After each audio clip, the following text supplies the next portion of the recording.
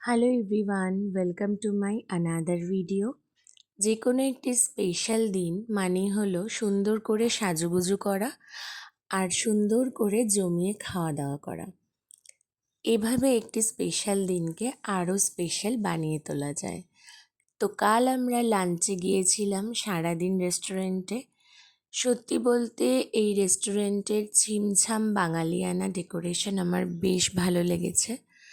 তো প্রত্যেকটা খাবারের আইটেম খুব ভালো ছিল। অথেন্টিক বাঙালি খাবারের জন্যে এই রেস্টুরেন্টটি ফেমাস। প্রথমে আমরা খেয়েছিলাম ফিশ ফ্রাই, টেস্ট ছিল খুব ভালো।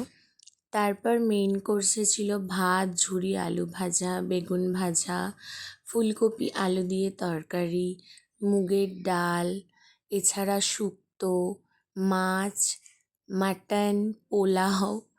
আমরা প্রথমে থালিতে মাটন কষাই নিয়েছিলাম আর মাছের মধ্যে কাতলা কালিয়া নিয়েছিলাম।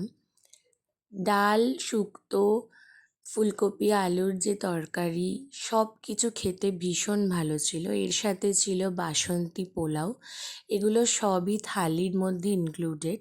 এছাড়া আমরা আলাদা করে কচু পাতা ভাপা চিংড়ি নিয়েছিলাম। এটা আমার অনেক দিন থেকে ক্রেভিংস হচ্ছিল খাওয়ার।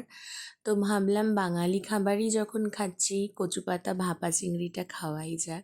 প্রত্যেকটা আইটেম জাস্ট দুগাল করে ভাত মেখে আমি খেয়েছি, কেননা না হলে প্রত্যেকটা জিনিস ট্রাই করতে পারবো না।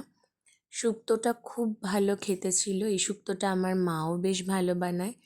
কচু পাতা ভাপা চিংড়িটা খাওয়ার জন্য আমি ভীষণ এক্সাইটেড ছিলাম। আর সত্যি বলতে টেস্টটা অসাধারণ লেগেছে আমার। এটা একবার বাড়িতে ট্রাই করার আমার ইচ্ছে আছে। মাছটা আমি আর ভাত দিয়ে খাইনি, অল্প একটু মাছ ভেঙে খেয়ে টেস্ট করে দেখেছিলাম, বেশ ভালো খেতে ছিল। আর প্রথমে মাটন কষা দিয়ে অল্প একটু ভাত খেলাম, কেননা মাটন কষা কেন জানি না আমার ভাতের সাথে বেস্ট মনে হয়। তারপর বাসন্তী পোলাও দিয়ে ট্রাই করলাম মাটন ডাক বাংলো। মাটন ডাক বাংলোর টেস্ট অসাধারণ ছিল। আমি যেহেতু স্পাইসি পছন্দ করি, আমার জন্য একদম পারফেক্ট। শেষে চাটনি আর পাঁপড়।